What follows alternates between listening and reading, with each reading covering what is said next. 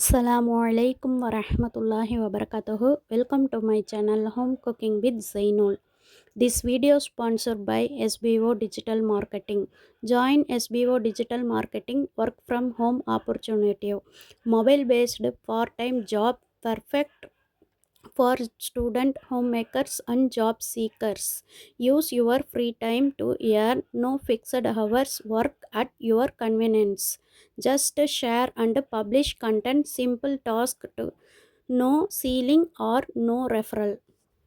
Have a Facebook, Instagram or YouTube account, you are already eligible. Earn daily income with instant payouts, start from day 1.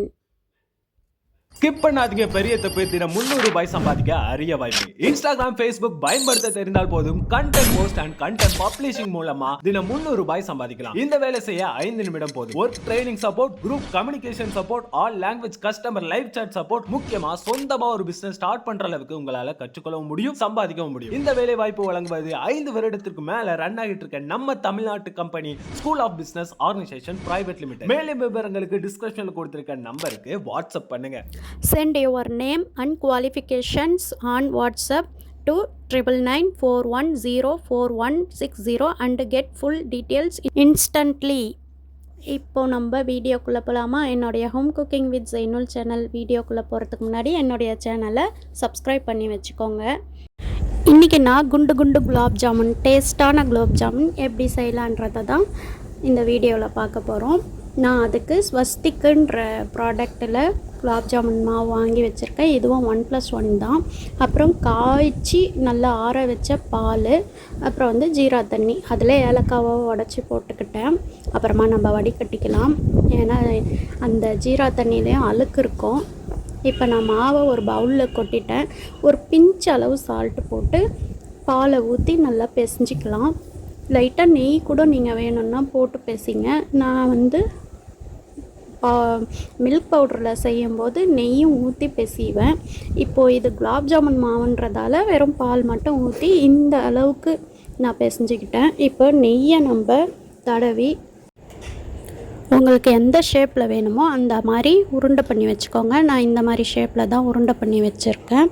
அதுக்கப்புறமா இந்த பவுலில் மாற்றிக்கலாம். இந்த ஜீரா தண்ணியை வேறு ஒரு பாத்திரத்தில் வடிகட்டி எடுத்துக்கிட்டேன். அப்போ அதில் உள்ள அழுக்கு எல்லாமே போயிடும்.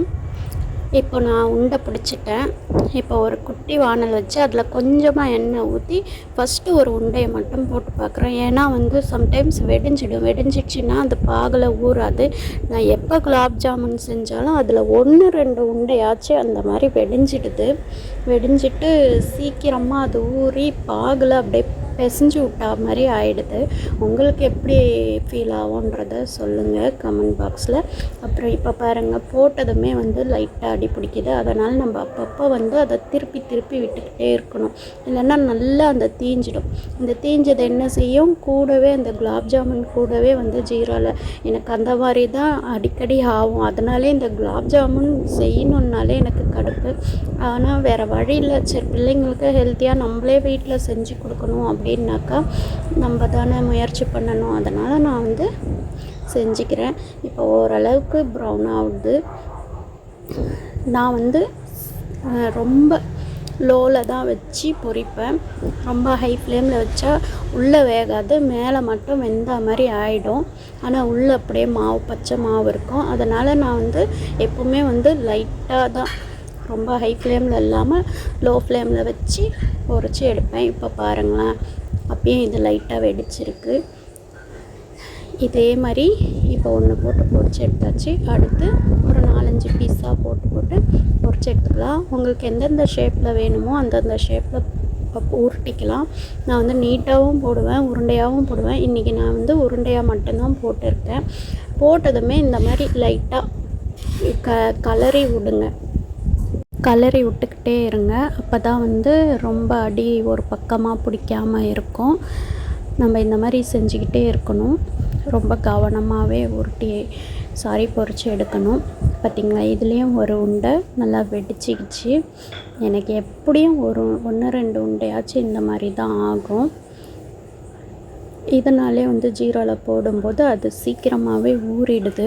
நான் மில்க் பவுடரில் செய்வேன். மில்க் பவுடரில் செய்கிறது அவ்வளோ சீக்கிரம் வெடிக்கவும் வெடிக்காது, சீக்கிரமாக ஊறவும் ஊறாது. அதுக்கு எப்படியும் வந்து ஒரு 3 ஹவர்ஸ் ஆச்சு எடுத்துக்கும். இது பாருங்கள், நான் போட்டு 1 ஹவர்லேயே வந்து நல்லா ஊறிச்சு, நல்லா சூப்பராக ஊறிச்சு.